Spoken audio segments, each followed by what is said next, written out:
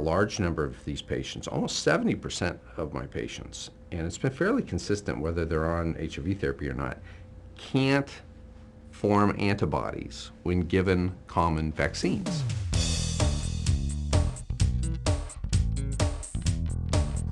The problem is the Topeka Blue Cross and Blue Shield simply say in this local area in the Midwest, you can't get this necessary treatment, this IVIG treatment that you need to keep people alive.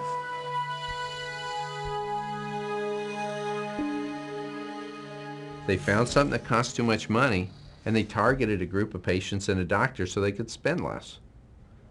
You know, what if somebody comes up with a treatment that is useful for macular degeneration? Could be expensive, could be some laser kind of thing or whatnot, you know, requiring some expensive gear or some drug. And now you got all these Medicare beneficiaries, a whole bunch of them who are going to be getting macular degeneration, and they don't want to pay for it. They're just going to start pushing the line over to bring down their budgetary numbers in line.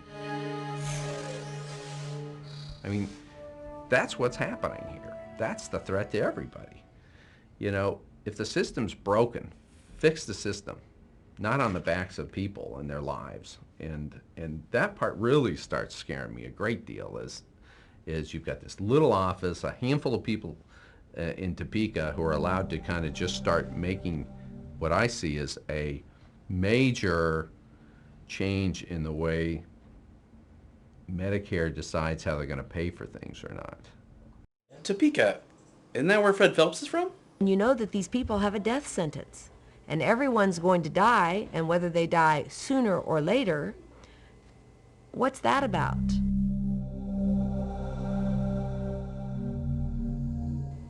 You understand, you've got Africa, who's got a much larger AIDS population than this country, and those people are dying left and right, and they are filthy beasts. Filthy beasts. But that's not a lot different than this nation. These people get AIDS and they go right on. They don't even slow down. Passing it is quick. They engage in risky behavior, and then we're supposed to do what? Run up the national debt because they won't just behave? In every spiritual tradition that I'm acquainted with, healing is a key concern. Jesus was marked by his followers as a healer.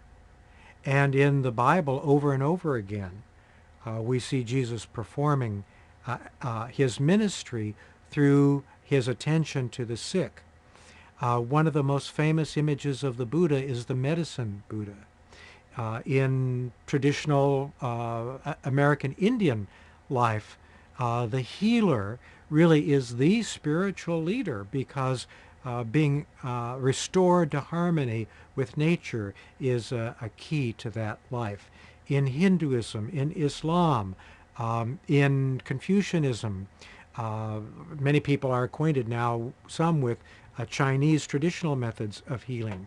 These grow out of a religious sensibility that our spiritual health and our physical health are intertwined.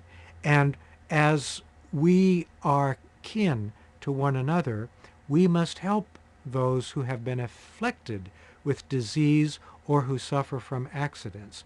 Dr.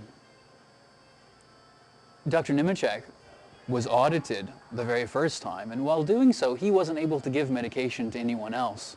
Other people who had needed the medication that he'd been giving the medication to. And because of that, one man died. One man simply, and I don't know who that person is, but one man had passed away during that time who was normally getting those treatments, and that's a scary situation. When they attack you like this and they perform an audit and they tell you you can't do this anymore, they say we won't pay for it anymore. Well, in essence, what that does is prevent you from providing it to the patients anymore because nobody can pay for it. So one of my patients dies clearly from this. Very stable guy, doing very well. His name is Steve. And within 3 months developed a rapid viral infection of his brain and died. And it was the only thing in his therapy, in his whole clinical picture, that changed. was stopping this immune globulin. People buy into a program or vote for a program with the expectation that their tax money will benefit them and their family and friends and community, because we're all in this together. None of us can be absolutely certain that we won't fall deathly sick tomorrow. And so we want a system that's going to work for everybody, not just for a privileged few. And to have somebody arbitrarily cut off out of the system ought to scare everybody, because if it can happen to one person, it can happen arbitrarily to another.